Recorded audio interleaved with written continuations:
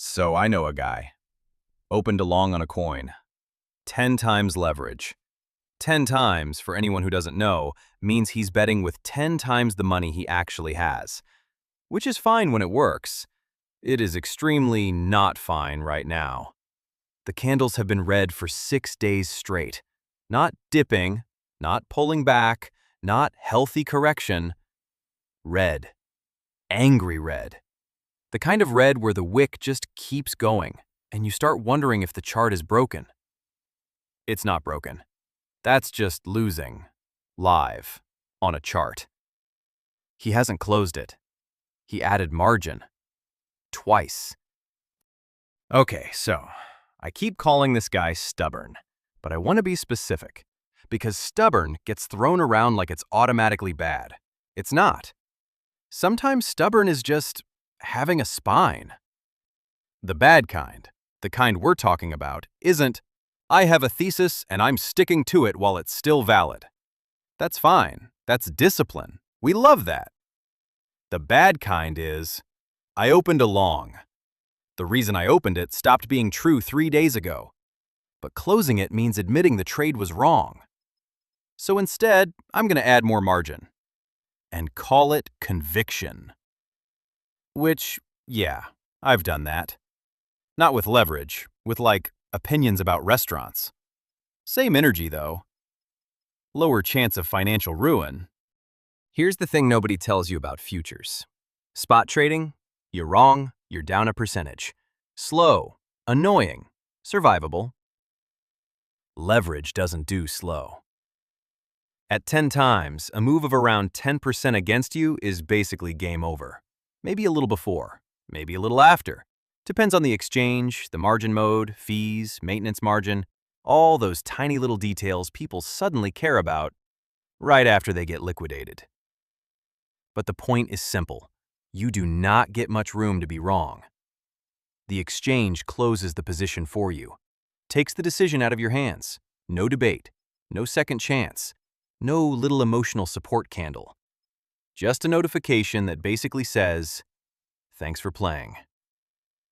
So what does he do instead of closing at a small loss? He adds margin, which doesn't fix the trade. It doesn't make the entry better. It doesn't make the thesis true again.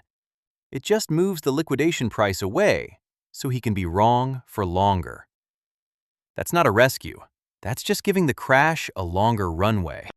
There's a name for the thing driving this, by the way. Sunk cost fallacy. Sounds fancy. Isn't. It just means the money is already at risk, but his brain hasn't accepted that the trade is dead yet, so it keeps sending good collateral after bad collateral. Like backup for a guy who already left the building. And even if price just sits there, doesn't go up, doesn't go down, just sits, he's still bleeding. Funding rate.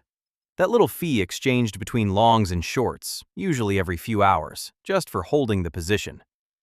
Being patient is not free in futures. Patient still sends a bill. Let's do the math, because leverage math is where this stops being a vibe and starts being physics. No leverage, spot. You're down 15%, you need about 18% back to get even. Annoying, survivable. At 5 times leverage, that same 15% move against you is basically 75% of your margin. At 10 times, you probably don't get to finish the sentence. He put in $4,000 as margin.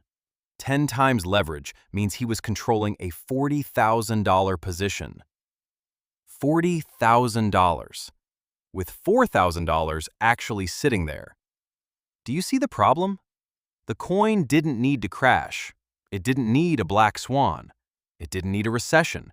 It didn't need a global financial crisis.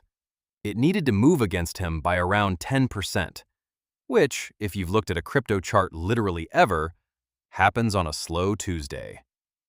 That's not opinion. That's not me being dramatic. That's not FUD. That's just what leverage does. It does not multiply your gains, without also multiplying how fast you can go to zero. And that's the part people notice. The liquidation price, the red number, the panic, the screenshot in the group chat. the loud part. But there's a quieter cost too. You don't get a notification for the version of you that could have moved on. But it's real. It's just quiet. While he's tied up defending one over-leveraged long, he's not shorting the obvious breakdown happening on every other pair. He's not sitting in stables waiting for a cleaner setup. He's not calm.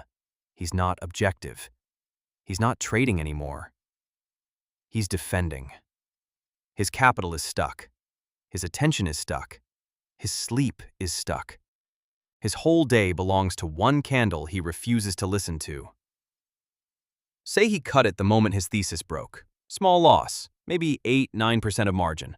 Annoying, embarrassing, but survivable. Instead, he babysits a dying long for 6 days, adds margin, pays funding, sleeps badly, refreshes the chart like it owes him an apology. And for what? To avoid saying one sentence. I was wrong. And here's my favorite part. The part where it gets a costume. Because he doesn't say, I'm being stubborn. Obviously not. He says, I have conviction. I'm not the kind of trader who gets shaken out. Weak hands sell here. Which sounds great. Very confident.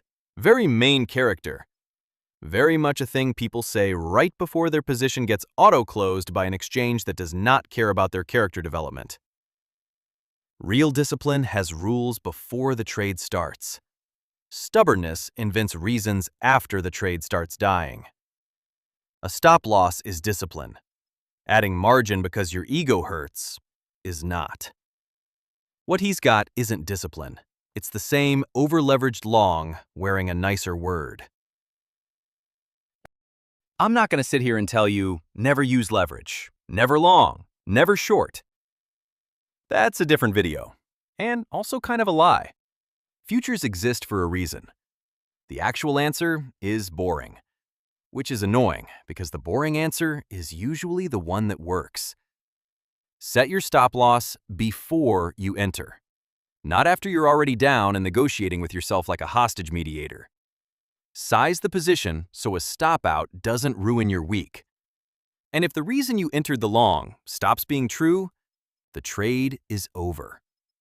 Not emotionally over, not spiritually over, actually over. Close it. Doesn't matter how much margin you already put in defending it. That money does not become smarter just because you sacrificed more of it. And every once in a while, ask yourself the annoying question.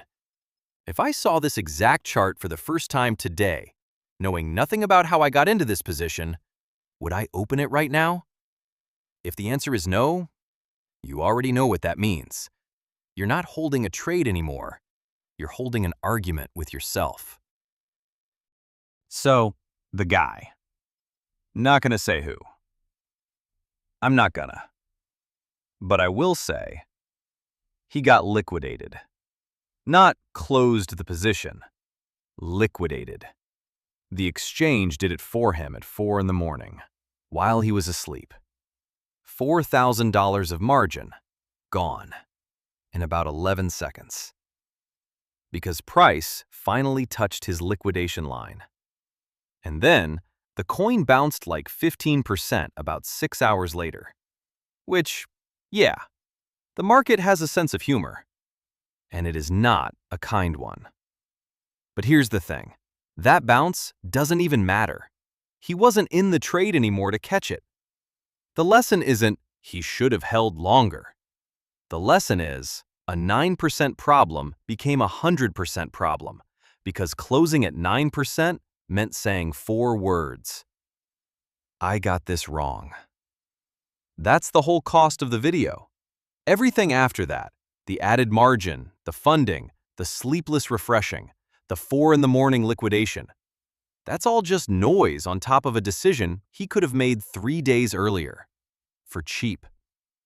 So, not about him anymore. About you. Is there a position open right now, long, short, doesn't matter, that you're holding not because the setup still makes sense, but because closing it would mean saying you got it wrong? Yeah. Thought so. Tell me in the comments. I read all of them. I don't trade futures. I have a nest. My risk tolerance is 0.